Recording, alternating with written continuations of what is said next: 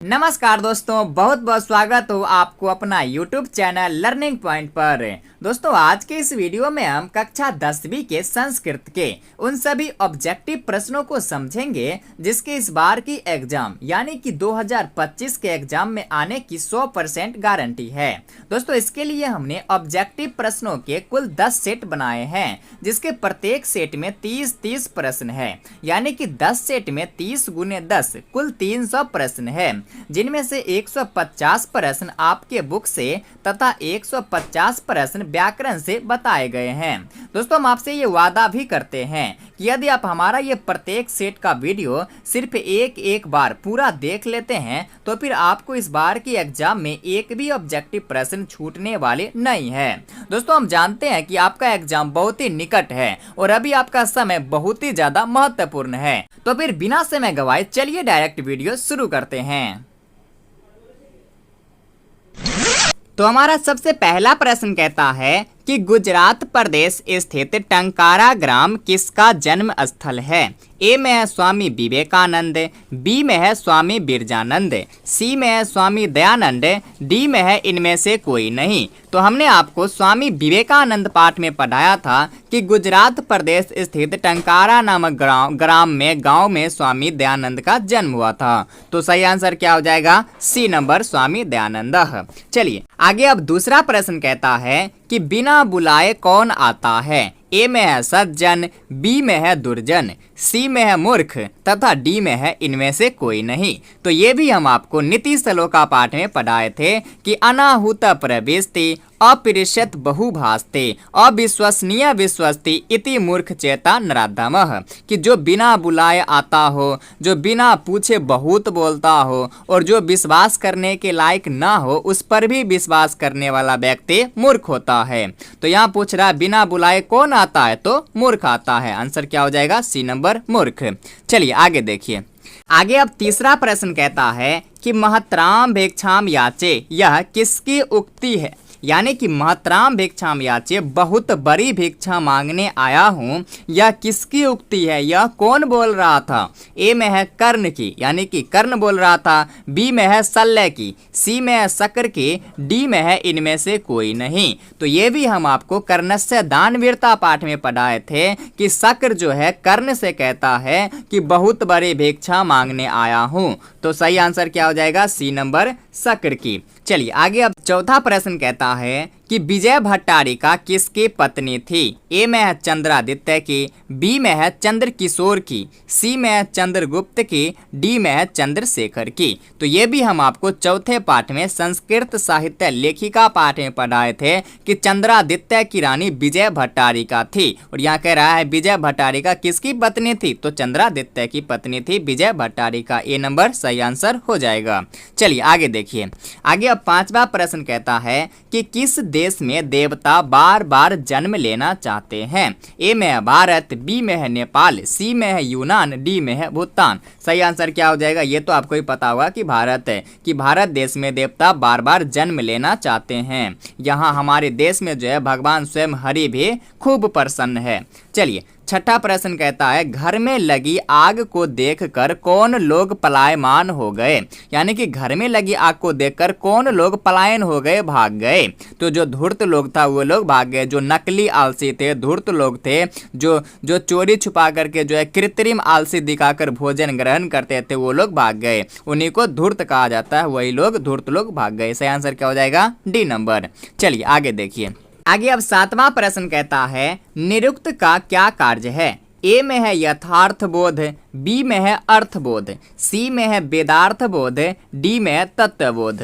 तो ये हम आपको शास्त्र काराह पाठ में पढ़ाए थे कि निरुक्त का कार्य है वेद के अर्थों को बोध कराना, यानी कि वेद के अर्थों को समझाना।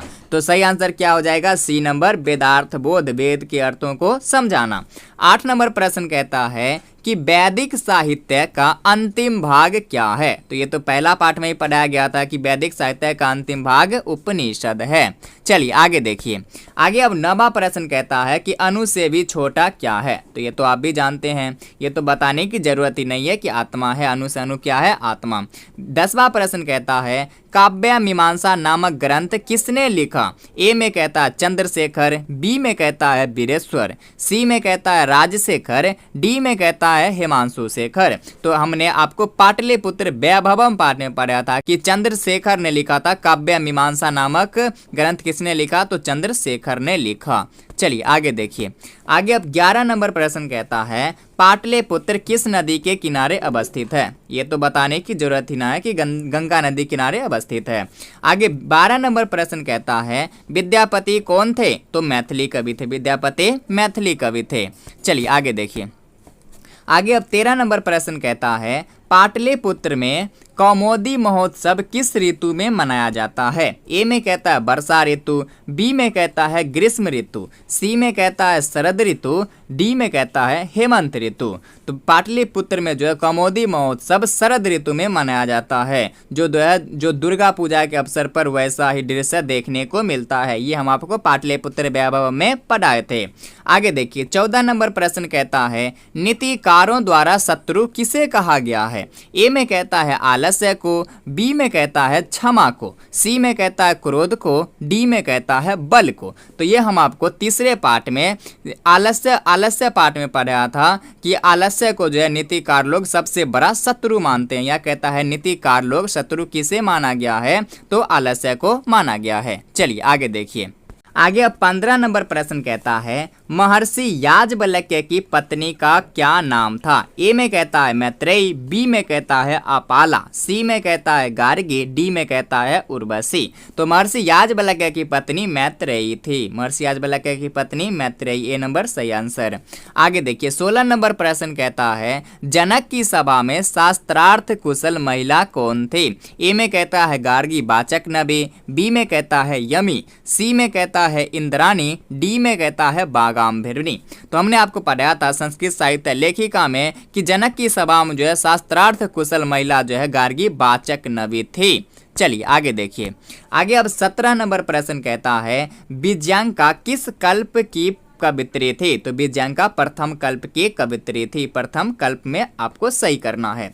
चलिए आगे देखिए। 18 नंबर प्रश्न कहता है गायंती देवा कील गीतकानी पद किस पुराण से लिया गया है? तो ये हमने भारत महिमा पाठ में पढ़ाया था कि उसमें जो है एक विष्णु पुराण है और एक भगवत पुराण है। पहला पद जो है विष्णु पुराण से लिया गया है और दूसरा पद भागवत पुराण से लिया गया है। और यहाँ कहता है गायंती देवा कील गीतकानी, यह पद किस पुराण से लिया गया है? तो पहले हमें देखना कि ये पद प्रथम पद है या दूसरा पद है। पहला पद होगा तो विष्णु पुराण से, दूसरा पद भगवत पुराण से। तो ये जो है गायंती देवा कील गीतकानी धन्यास्तु ते भारत भूमि भागे, ये जो है प्रथम पद है। तो प्रथम पद विष्णु पुराण से लिया गया है। ए नंबर सही आंसर। चलिए आगे देखिए। आगे अब 19 नंबर प्रश्न कहता है भारत महिमा पाठ का मुख्य संदेश क्या है? ए में कहता है देशभक्ति, बी में कहता है भ्रष्टाचार, सी में कहता है जीव हत्या, डी में कहता है अधिकार प्रदर्शन। तो ये तो आप भी जानते होंगे कि भारत महिमा पाठ का मुख्य संदेश है कि हमें अपने देश के प्रति भक्ति होनी चाहिए। तो सही आंसर क्या हो जाएगा? देशभक्ति, ए नंबर। चलिए 20वां प्रश्न कहता है संस्कारों की कुल संख्या कितनी है? ए में कहता है 16, बी में कहता है 18, सी में कहता है 14, डी में कहता है 5। यहाँ पर समझिए, यहाँ पर बहुत से बच्चे गलती करते हैं। गलती क्या करते हैं कि कहता है संस्कारों की कुल संख्या कितनी है, और एक प्रश्न आता है कि संस्कार कितने प्रकार के होते हैं। जब पूछे संस्कारों की कुल संख्या कितनी है तो आपको 16 में टिक करना है, संस्कार 16 है। वही पूछे संस्कार कितने प्रकार के होते हैं, तब संस्कार 5 प्रकार के होते हैं। लेकिन कुछ लोग संस्कारों की कुल संख्या में 5 भर के आ जाते हैं और संस्कारों की प्रकार में भी 5 भर देते हैं और संख्या में भी 5 ही भर देते हैं। जब आपको पूछे संस्कार की कुल संख्या कितनी है तब 16 करना है, और जब पूछे संस्कार कितने प्रकार के होते हैं तब 5 करना है, 5 प्रकार के होते हैं। चलिए आगे देखिए। आगे अब 21 नंबर प्रश्न कहता है गोदान किस संस्कार का मुख्य कर्म है? गोदान यानी कि गाय जो है दान में दिया जाता था, या किस संस्कार में दिया जाता था? तो ये जो है केशांत संस्कार में दिया जाता था। ये हमने बता चुके हैं। बी नंबर सही आंसर केशांत संस्कार में। चलिए आगे अब 22 नंबर प्रश्न कहता है परम तृप्ति किससे मिलती है? ए में कहता है विद्या, बी में कहता है अहिंसा, सी में कहता है क्षमा, डी में कहता है धर्म। तो ये हमने आपको नीति श्लोका पाठ में पढ़ा चुके हैं कि विद्या एको परम तृप्ति, अहिंसा एको सुखावह, कि एक विद्या ही है जिससे सबसे ज़्यादा तृप्ति मिलती है और एक अहिंसा ही है जिससे सबसे ज़्यादा सुख मिलती है। तो यहाँ कहता है परम तृप्ति किससे मिलती है, तो विद्या एको परम तृप्ति, विद्या से सबसे ज़्यादा तृप्ति मिलती है। ए नंबर सही आंसर। चलिए आगे देखिए। आगे अब 23 नंबर प्रश्न कहता है कि नरक के कितने द्वार हैं, 3, 5, 7, इनमें से कोई नहीं। तो नरक के कुल 3 द्वार हैं, काम, क्रोध तथा लोभ। याद रखना है, कभी कभी सब्जेक्टिव में भी पूछ देते हैं कि नरक के कुल कितने द्वार हैं, उनके नाम लिखें। तो आपको लिख देना है नरक के कुल 3 द्वार हैं, उनके नाम है काम, क्रोध तथा लोभ। नंबर वाइज करके लिख देना है। तो नरक के कुल कितने द्वार हैं, तो 3 द्वार हैं। चलिए आगे देखिए। आगे अब 24 नंबर प्रश्न कहता है कर्मवीर कथा का नायक कौन था, तो राम प्रवेश राम था। पूरा कर्मवीर कथा जो है राम प्रवेश राम के जीवनी के ऊपर लिखा गया है, इन्हीं के इर्द गिर्द घूम रहा है। तो कर्मवीर कथा का नायक कौन है, तो राम प्रवेश राम है। चलिए आगे देखिए। आगे अब 25 नंबर प्रश्न कहता है छात्रों का तप क्या है, तो यह जो है ए नंबर कहता है अध्ययन, बी में कहता है क्रोध, सी में कहता है आलस्य, डी में कहता है क्षमा। तो ये जो है राम प्रवेश राम बार बार जो है बोल रहा था कि छात्रों का अध्ययन ही तप है। ये जो है छात्रों का तप क्या है, तो अध्ययन। ये राम प्रवेश बार बार बोल रहा था और वो जो है लगातार इस तप में लगा हुआ था, अध्ययन करने में लगा हुआ था। चलिए 26 नंबर प्रश्न कहता है स्वामी दयानंद के द्वारा आर्य समाज की स्थापना कब हुई थी। ए में कहता है 1975, बी में कहता है 1799, सी में कहता है 1875, डी में कहता है 1885। तो ये हमने स्वामी दयानंद पाठ में पढ़ाए थे कि स्वामी दयानंद ने 1875 ईस्वी में आर्य समाज की स्थापना की थी। चलिए आगे देखिए।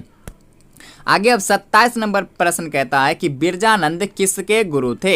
ए में कहता है स्वामी दयानंद, बी में कहता है स्वामी विवेकानंद, सी में कहता है महावीर, डी में कहता है गौतम बुद्ध। तो ये हमने आपको स्वामी दयानंद पाठ में पढ़ाए थे कि स्वामी दयानंद ने अपने शिव उपासना, अपने जो है शिवरात्रि पर्व को छोड़ करके घूमने गए थे। घूमते हुए जो है बिरजानंद नामक जो है एक अंधे गुरु के पास पहुंचे। तो बिरजानंद किसके गुरु थे, तो स्वामी दयानंद के गुरु होंगे। चलिए आगे 28 नंबर प्रश्न कहता है स्वामी दयानंद का परिवार किसका उपासक था। ए में कहता है शिव का, बी में कहता है ब्रह्मा का, सी में कहता है विष्णु का, डी में कहता है नारद का। तो स्वामी दयानंद का परिवार जो है शिव का उपासक था और उन्होंने शिवरात्रि महापर्व का उद्घोषणा भी किया था, शिवरात्रि महापर्व का आयोजन भी किया था। चलिए आगे देखिए। आगे अब 29 नंबर प्रश्न कहता है मंदाकिनी वर्णन पाठ किस ग्रंथ से संकलित है। ए में है रघुवंशम, बी में है कुमार संभव, सी में है वाल्मीकि रामायण, डी में है रामचरितमानस। तो मंदाकिनी वर्णन पाठ जो है वाल्मीकि रामायण से लिया गया है, वाल्मीकि रामायण ग्रंथ से संकलित है। चलिए आगे अब 30 नंबर सबसे आखिरी प्रश्न कहता है कि कर्णस्य दानवीरता पाठ भास के किस रूप का भाग विशेष है। ए में कहता है कर्णभारम, बी में कहता है स्वप्रभास वदत्तम, सी में कहता है उरुभंगम, डी में कहता है महाभारत। कर्णस्य दानवीरता पाठ जो है भास के कर्णभार नामक खंड से लिया गया है। तो किस रूप का भाग विशेष है, तो कर्णभार नामक कर्णभार का भाग विशेष है। ए नंबर सही आंसर हो जाएगा। तो दोस्तों ये था हमारा वीडियो संस्कृत के सेट नंबर 1 का। बाकी ये वीडियो आपको कैसी लगी अपनी राय जरूर कमेंट करें और यदि आप चाहते हैं कि इसी प्रकार से सभी सब्जेक्ट के प्रत्येक सेट का वीडियो सबसे पहले आप तक पहुंचे तो आप हमारे चैनल को सब्सक्राइब जरूर करें। धन्यवाद।